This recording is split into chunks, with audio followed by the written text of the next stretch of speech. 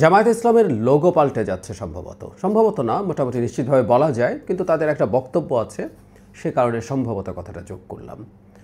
নতুন যে লোগো আমাদের সামনে এসছে, খুব বড় পার্থক্য আছে আগের লোগোটার সাথে। জামায়াতের এই লোগোর পরিবর্তন নিয়ে কথা বলবো, কী কী পরিবর্তন করা হচ্ছে, এবং এই প্রশ্নটা করে রাখতে চাই, জামায়াত কি তার নিজের রাজনীতি নিয়ে এখন লজ্জিত? সে কি তার নিজের রাজনীতি ছুঁড়ে ফেলতে চাইছে? এই প্রশ্ন করে রাখছি। কয়েকদিন আগে প্রথম আলোতে একটা কলাম লিখেছিলাম ডাকসু নির্বাচন নিয়ে। হেডলাইনটা এরকম ছিল, ডাকসু জিতে কি জামায়াত শিবির রাজনীতিতে হারলো। আমি আমার বেসিকটুকু একটু বলে রাখি। আমরা অনেকে খুব আলোচনা করলাম, প্রশংসা করলাম। ইনফ্যাক্ট এই ছাত্র শিবিরের এটা জামায়াতের যা কাজ করছে তার সাথে খুবই সম্পৃক্ত, তাই ওটার একটু ব্যাকগ্রাউন্ড বলে নেওয়া ভালো। আমরা প্রচুর প্রশংসা করেছি ডাকসুতে ছাত্র শিবির নানা রকম খুবই ব্রিলিয়ান্ট পদক্ষেপ নিয়েছেন। তারা স্টুডেন্টদের কল্যাণের জন্য কাজ করেছেন। কী করেছেন, কোচিংয়ের সময় সাহায্য করেছেন, মেসে রেখেছেন, হলে যখন এসে তার প্রয়োজনে পাশে থেকেছেন, পানির ফিল্টার দিয়েছেন, কারো ফ্যান লাগলে দিয়েছেন, কারো টিউশন ফি দিতে সমস্যা হচ্ছে তাকে সেখানে সাহায্য করেছেন। নানা উদ্ভাবনী কৌশলের প্রশংসা হয়েছে। এবং এটা জানা যায় স্টুডেন্টদের বিভিন্ন এলাকায় তারা যেখানে থাকেন সেখানে তার ফ্যামিলি যে ধরনের ক্রাইসিসে পড়ছে, তার প্রতিবেশীরা যেসব ক্রাইসিসে পড়েছে, নলকূপ লাগলে নলকূপ দিয়ে এসছে, এরকম নানান পদক্ষেপ নেওয়া হয়েছে এবং বিরাট টাকা খরচ হয়েছে। একটু অফ টপিক হলেও বলে রাখি, ডাকসু নির্বাচনে ব্যয় নিয়ে আইনে কি আছে আমি জানি না। যে পরিমাণ টাকা জামায়াত এবং শিবির এখানে খরচ করেছে, সামনে ব্যয় নিয়ে একটা লিমিটেশন থাকতে হবে। বৈধ টাকাও সীমাহীন ব্যয় নির্বাচনে করা যায় না। আমাদের জাতীয় নির্বাচনে কেউ চাইলেই বৈধ টাকা থাকলেও ইচ্ছে মতো টাকা খরচ করতে পারে না। বাস্তবে কি হয়েছে, ডিফারেন্ট ডিবেট, কিন্তু আইনে থাকে একটা নির্দিষ্ট পরিমাণ টাকা খরচ করতে পারবেন। এটা ডাকসুতে হওয়া উচিত। টাকার খেলা বন্ধ হতে হবে এই নির্বাচনে।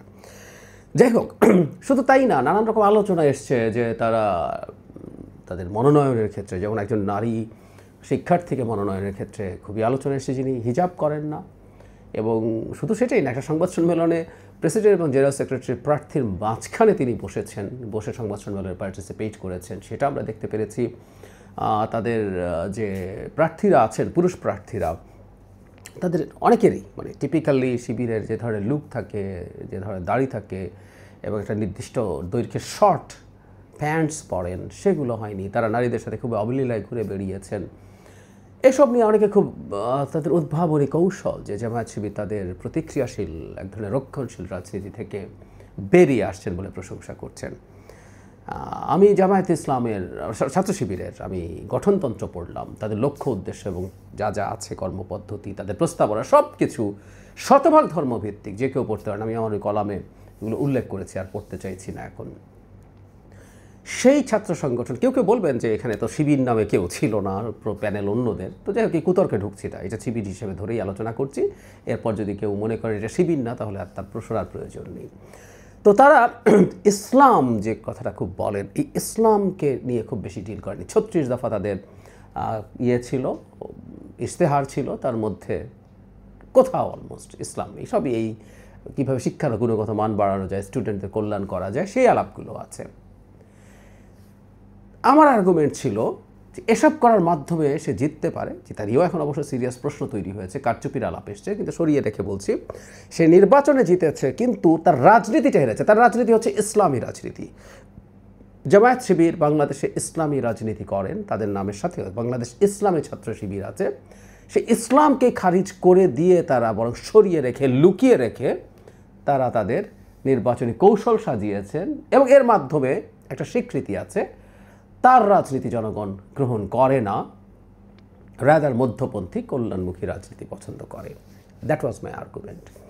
যাই হোক, এখন জামায়াতে ইসলামী তাদের লোগো পাল্টাচ্ছেন। তাদের লোগোতে, আগের লোগোতে খুবই বড় গম্বুজের মধ্যে আল্লাহ লেখা ছিল এবং কোরআনের একটা পার্ট আকিমুদ্দিন লেখা ছিল, মানে দিন কায়েম করো।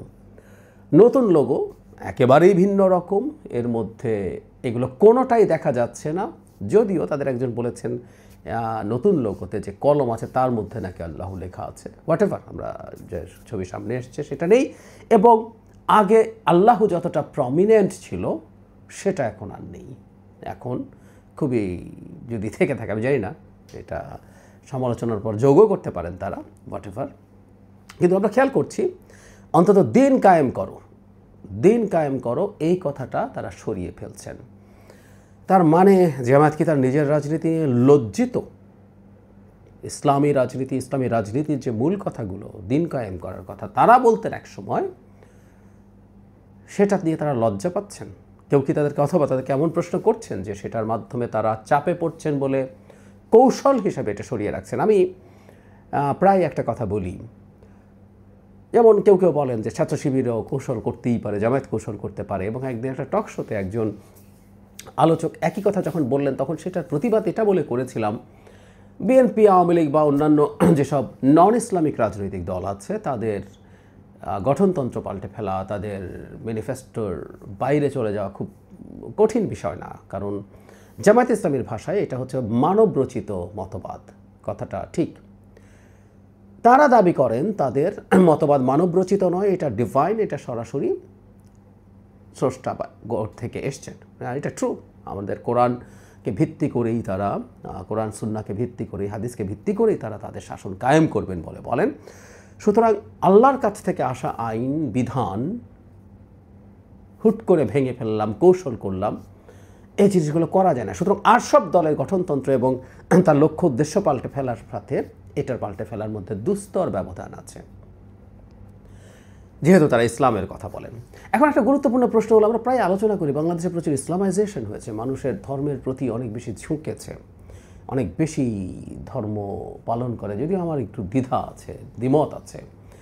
বাংলাদেশের মানুষের মধ্যে ধর্মের রিচুয়াল বেড়েছে বলে মনে হয়, অনেক বেশি বেড়েছে, ক্রমাগত বাড়ছে। কিন্তু ইসলাম তো আসলে শুধু রিচুয়ালের প্রশ্ন না, ইসলামের অনেকগুলো এথিক্যাল ভ্যালুজ আছে, জায়গা আছে। সো এত বিশ্বাসী একটা মাটিতে এত ঘুষখোর, এত মানুষের হক নষ্ট করা মানুষ কিভাবে থাকে, আমার কাছে এটা বোধগম্য নয়। সো ইসলামাইজেশন হয়েছে কথাটা এইরকম না হলে অন্তত মানুষের লুকে, মানুষের আচারে, মানুষের বিশেষ করে রিচুয়ালের দিক থেকে বেড়েছে। নামাজ রোজা আগের চেয়ে বেড়েছে, হজ বেড়েছে, এগুলো ভুল না। কিন্তু সত্যিকার অর্থে ইসলাম মানুষের মধ্যে কতটুকু ঢুকেছে আমি সিরিয়াসলি ডাউট করি। আমি এই মাটিতে জন্মেছি, বেড়ে উঠেছি, সময়ের সাথে সাথে আমরা কতটা আখলাক বলে ধর্মে, যেটা চরিত্রগত দিক থেকে কত ইসলামের বাইরে চলে গেছি, সেটারও সাক্ষী আমি। যাই হোক, তো অনেকে মনে করেন যে ইসলাম, যেহেতু ইসলামের প্রতি মানুষ ঝুঁকছে, জামায়াতের ভালো ট্র্যাকশন পাওয়ার কথা ছিল।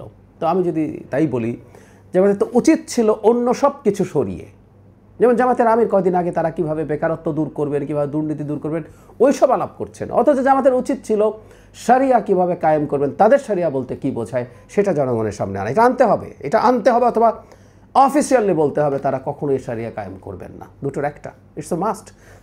কারণ এখানে একটা খুব দ্বৈত অবস্থান আছে, মানে ইসলাম শব্দটার সাথে রেখে সেটার এক ধরনের ভ্যালুতে তারা গ্রহণ করবেন। জনগণের সামনে যখন জামায়াত ইসলাম বলে, অনেকে এটা ইসলাম মনে করছেন।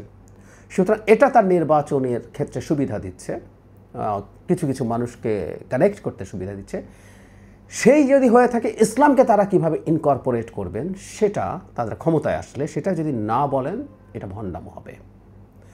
তো নামে ইসলাম রাখবো, কিন্তু মূলত আমি একটা মধ্যডান রাজনীতি করবো, খানিকটা বিএনপি একসময় যা করতো। আমি আমার ওই কলামের শেষে লিখেছি যে আমার তো অনেকটা বিএনপি হয়ে উঠছে বলে মনে হয়। তাহলে বিএনপির রাজনীতি কী হতে হবে সেটা আরেক আলোচনা। কিন্তু তারা এগুলো করবেন, তাদের লোগো থেকে আবার আল্লাহু বা আকিমুদ্দিন সরিয়ে ফেলবেন, আবার ইসলামের কথা বলবেন। এই জিনিসগুলোর স্পষ্টতা জনগণের সামনে জরুরি। মনে হচ্ছে মোটামুটি মোটা দাগে ডাকসু নির্বাচনে তাদের সাফল্য যেভাবে এসছে, আমি আমার ওই কলামেও প্রেডিক্ট করেছি যে জামাত জাতীয় নির্বাচনেও মোটা দাগে আসলে মধ্যপন্থী রাজনৈতিক দলগুলো যা করে তাই করবে না। এই দু একটা রেটারিক থাকে, যেমন কোরআন সুন্নাহর বাইরে কোনো আইন করবো না ক্ষমতায় গেলে, এইসব আলাপের বাইরে। এটা বিএনপি আওয়ামী লীগও করেছে, বহুবার করেছে, সবসময় তারা এটা করে।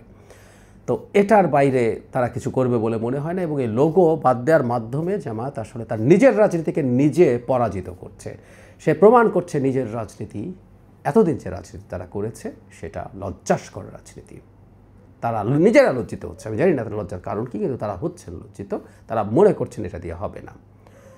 জামাতকে স্পষ্ট করতে হবে জনগণের সামনে তারা ইসলামী রাজনীতি করছেন কিনা, তারা শরিয়া কায়েম করতে চান কিনা। আবার শরিয়ারও ব্যাখ্যা বিভিন্ন রকম, এক এক জায়গায় এক এক রকম, এক এক দল এক একভাবে করেন, এমনকি ইসলামী দলগুলোর একজন আরেকজনের শরিয়াকে বাতিল বলেন, রীতিমতো ধর্মের বাইরে বলেন, তাদের কাছে গেলে ঈমান থাকবে না বলেন। সেখানে জামাতেরটা আমরা জানতে চাই, জামাতেরটা বিশেষ করে জানতে চাই কারণ 5 আগস্ট পরবর্তী সময়ে আওয়ামী লীগের অবর্তমানে জামায়াত এখন একটা গুরুত্বপূর্ণ শক্তি। অন্তত তাদের অনেকেই মনে করেন যে নির্বাচনে জিতে টিতে যাবে না। আমাদেরও আশপাশের কিছু সাংবাদিক, সিভিল সোসাইটির মানুষ এই ধরনের আলাপ সামনে আনার চেষ্টা করছেন। তো যদি তাই হয়ে থাকে, জনগণের রাইট আছে এটা করার। এই লোগো পরিবর্তনের পর এই জবাবগুলো জামায়াতকে খুব স্পষ্টভাবে জাতির সামনে, জনগণের সামনে দিতেই হবে।